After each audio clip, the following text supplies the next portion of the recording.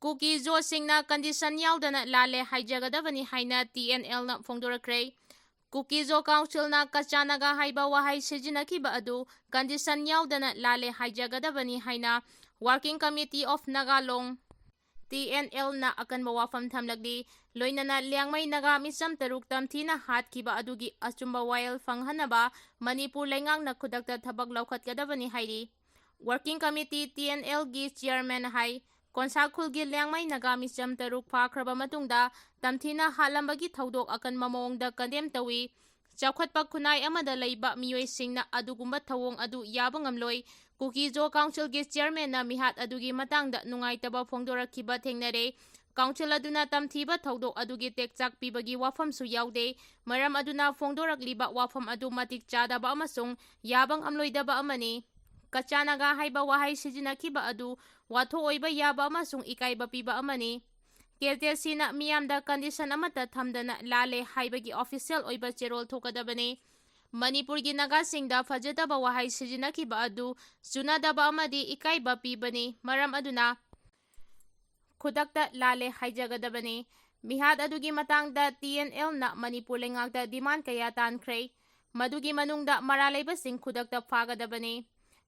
Mi phaba amasung misam hatpada chenabasing laibak asida chanariba logi matung ina chapchaba chairak pigadabani. Maduta natana suspension of operation kudakta abrogate tawgadabani. Mihat aduda chenaba KNFP gi kedersing kudakta fagadabani hainasu fongdoragli.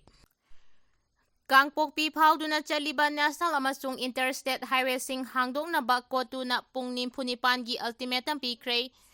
Kangpokpi District Pauduna Chaliba National amasung Interstate Highway singda atingba laitana pochai puba gari amasung passenger puba gari sing pungnim punipangi manungda center amasung state government na chatpa yahangadabani haina Committee on Travel Unity kotu Sadar Health na ultimatum piragli. Kotu na thadurakpa cherol amagi matung ina Pungnim Punipan ki ultimatum ase committee asiga Kangpokpi district ta leiriba civil society organization singa ngarang kotu gi administrative office ta fangkiba apunba mifam amada laukiba ware amagi matung inani hairi cherola sina makha taraduna hai kotu amasung CSO sting na Kangpokpi da thamlamba athingba sing lauthokle haina lauthokrabasu National Highway 2 Imphal Dimapur lambi asida naga sing na unauthorized checkpoint sing amade Guest sing thamduna Kangpokpi tamna pusilakpa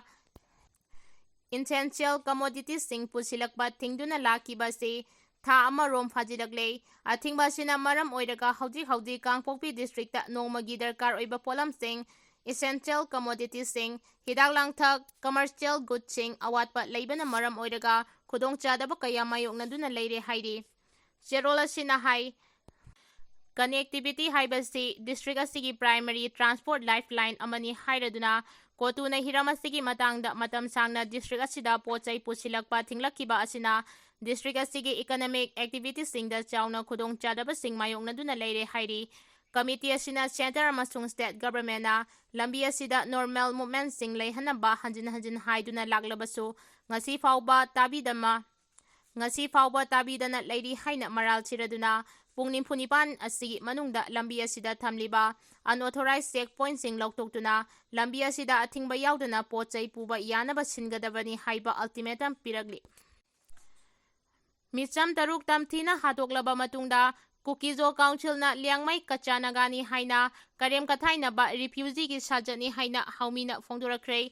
Haukiba me tarahumdoida Kuki terrorist singna faraba matungda tamthina olaba matungda hatok pikraba adubu Kuki Council na landkre haina haikiba June 15 da sengdorakba adu miyoibagi chanabigi wangmadani Kuki gi sengdok warol da Liangmai Purupu Kachanagani haina karem kathainabagi wafam phongdorakba asina amuka hena ngakpibagi mahut hena usit thawoidabani haina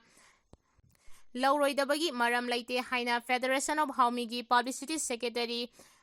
Huiremcha hembana khudek piduna thadorakpa cherol asina hairi cherol asina hai Liangmai haiba purup ase yeksalai leiba masagi top nat culture law leijaba purupni Minister of Law and Justice Legislative Department New Delhi na English singaniga tarani gi January 8 thokiba order da Liangmai haiba purup asi kana amatana yetana tongana ST lista yauri Masida Kuki Council na Liangmai Purupu Kachanaga Peoples ni haina miyamda lana uhanaba silagliba simag ꯂꯩꯕꯥꯛ ꯃꯆꯥ ꯇꯥꯗꯕ ꯍꯧꯔꯛꯐꯝ ꯈꯪꯗꯕ refugee ꯈꯛꯇꯅ ꯇꯧꯒꯗꯕꯅꯤ ꯍꯥꯏꯅ ꯂꯧꯏ ꯍꯥꯏꯔꯤ꯫ ꯂꯤꯌꯥꯡꯃꯥꯏꯒꯤ ꯃꯤꯆꯝ 6 ꯂꯩꯔꯣꯟ ꯕꯥꯏꯐꯩꯗꯒꯤ ꯐꯥꯔꯒ ꯍꯥꯠꯈꯤꯕꯗꯨ ꯀꯨꯀꯤꯖꯣ ꯀꯥꯎꯟꯁꯤꯜꯅ ꯃꯈꯣꯏꯅ ꯍꯥꯠꯄꯅꯤ ꯍꯥꯏꯅ ꯃꯁꯥꯅ ꯆꯨꯔꯆꯥꯟꯄꯨꯔꯗ ꯖꯨꯟ 15ꯗ ꯐꯝꯕ ꯄꯥꯎꯒꯤ ꯃꯤꯐꯝ ꯑꯃꯗ ꯐꯣꯡꯗꯣꯔꯛꯈ꯭ꯔꯦ꯫ ꯑꯗꯨ ꯑꯣꯏꯔꯕꯗꯤ ꯂꯣꯒꯤ ꯃꯇꯨꯡ ꯏꯟꯅ ꯃꯈꯣꯏꯕꯨ ꯉꯁꯤ ꯐꯥꯎꯕ ꯃꯅꯤꯄꯨꯔ ꯒꯚꯔꯟꯃꯦꯟꯠꯀꯤ ꯍꯣꯝ ꯗꯤꯄꯥꯔꯠꯃꯦꯟꯠꯅ ꯊꯥꯗꯣꯛꯇꯨꯅ ꯊꯝꯂꯤꯕꯒꯤ ꯃꯔꯝꯗꯨ ꯃꯤꯌꯥꯝꯗ ꯁꯦꯡꯗꯣꯛꯐꯝ ꯊꯣꯛꯏ ꯍꯥꯏꯔꯤ꯫ ꯅꯦꯁꯅꯦꯜ ꯍꯥꯏꯋꯦ 37ꯒꯤ ꯀꯩꯐꯨꯟꯗꯥꯏꯗ NSCN-IM ꯑꯃꯁꯨꯡ ZUFJꯒꯤ ꯃꯔꯛꯇ ꯅꯣꯡꯃꯩ ꯀꯥꯞꯅꯈ꯭ꯔꯕ ꯃꯇꯨꯡꯗ ꯑꯃꯅ ꯑꯃꯗ ꯃꯔꯥꯜ ꯀꯌꯥ ꯁꯤꯟꯅꯔꯛꯂꯤ꯫ ꯊꯥ ꯑꯁꯤꯒꯤ 13ꯇ ꯇꯃꯦꯡꯂꯣꯡ ꯗꯤꯁꯇ꯭ꯔꯤꯛꯀꯤ ꯇꯧꯁꯦꯝ ꯁꯕ ꯗꯤꯕꯤꯖꯟꯒꯤ ꯃꯅꯨꯡ ꯆꯟꯕ ꯅꯦꯁꯅꯦꯜ ꯍꯥꯏꯋꯦ 37 ꯏꯝꯐꯥꯜ-ꯖꯤꯔꯤꯕꯥꯝ ꯂꯝꯕꯤꯗ ꯂꯩꯕ ꯀꯩꯐꯨꯟꯗꯥꯏ ꯈꯨꯜ ꯃꯌꯥꯗ ꯅꯥꯒꯥꯒꯤ ꯂꯥꯜꯍꯧꯂꯨꯞ NSCN-IM ꯑꯃꯁꯨꯡ ZUFJꯒꯤ ꯃꯔꯛꯇ ꯑꯀꯟꯕ ꯃꯑꯣꯡꯗ ꯅꯣꯡꯃꯩ ꯀꯥꯞꯅꯗꯨꯅ ꯃꯐꯝ ꯑꯗꯨꯗ ꯂꯩꯔꯤꯕ ꯈꯨꯟꯖꯥꯁꯤꯡ ꯆꯥꯎꯅ ꯃꯤꯄꯥꯏꯕ ꯄꯣꯛꯍꯟꯗꯨꯅ ꯂꯩꯔꯤꯉꯩ ꯆꯩꯔꯛ ꯑꯁꯤꯗ NSCN-IM ꯑꯃꯁꯨꯡ ZUFJ ꯑꯅꯤꯅ ꯊꯧꯗꯣꯛ ꯑꯗꯨꯒ ꯃꯔꯤ ꯂꯩꯅꯅ ꯃꯔꯥꯜ ꯀꯌꯥ ꯁꯤꯟꯅꯔꯛꯂꯤ꯫ NSCN-IM ꯖꯦꯂꯦꯠ ꯖꯦꯂꯤꯌꯥꯡꯔꯣꯡ ꯔꯤꯖꯟꯗ ꯊꯥꯗꯣꯔꯛꯄ ꯆꯦꯔꯣꯜ ꯑꯃꯅ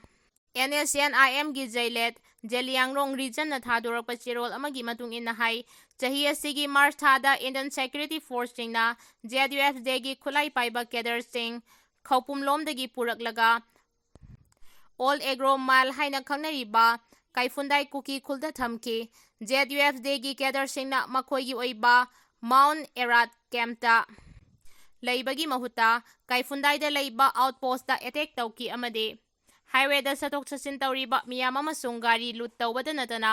ꯂꯝꯕꯤ ꯑꯁꯤꯗ ꯆꯠꯊꯣꯛ ꯆꯠꯁꯤꯟ ꯇꯧꯔꯤꯕꯁꯤꯡꯗ ꯍꯔꯥꯁꯃꯦꯟꯠ ꯄꯤꯗꯨꯅ ꯂꯥꯛꯂꯤ ꯍꯥꯏꯅ ꯃꯔꯥꯜ ꯁꯤꯔꯤ꯫ ꯑꯁꯤꯒꯨꯝꯂꯕ ꯃꯤꯌꯥꯝꯒꯤ ꯃꯥꯌꯣꯛꯇ ꯇꯧꯕ ꯊꯕꯛꯁꯤꯡ ꯂꯦꯞꯅꯕ ꯋꯥꯔꯅꯤꯡ ꯄꯤꯔꯕ ꯐꯥꯎꯕꯗ ꯂꯦꯞꯇꯕꯗꯒꯤ NSCN-IMꯅ ꯊꯥ ꯑꯁꯤꯒꯤ 13ꯇ ꯃꯐꯝ ꯑꯗꯨꯗ ꯕ꯭ꯂꯦꯛ ꯐꯥꯏꯌꯔ ꯇꯧꯈꯤꯕꯅꯤ ꯍꯥꯏꯔꯤ꯫ NSCN-IMꯅ ZUFJ ꯑꯁꯤ ꯏꯟꯗꯤꯌꯟ ꯒꯚꯔꯟꯃꯦꯟꯠꯀꯤ ꯄ꯭ꯔꯣꯛꯁꯤ ꯑꯣꯏꯅ ꯂꯩꯗꯨꯅ ꯅꯥꯒꯥ ꯅꯦꯁꯅꯦꯜ ꯃꯨꯚꯃꯦꯟꯠ ꯑꯁꯤ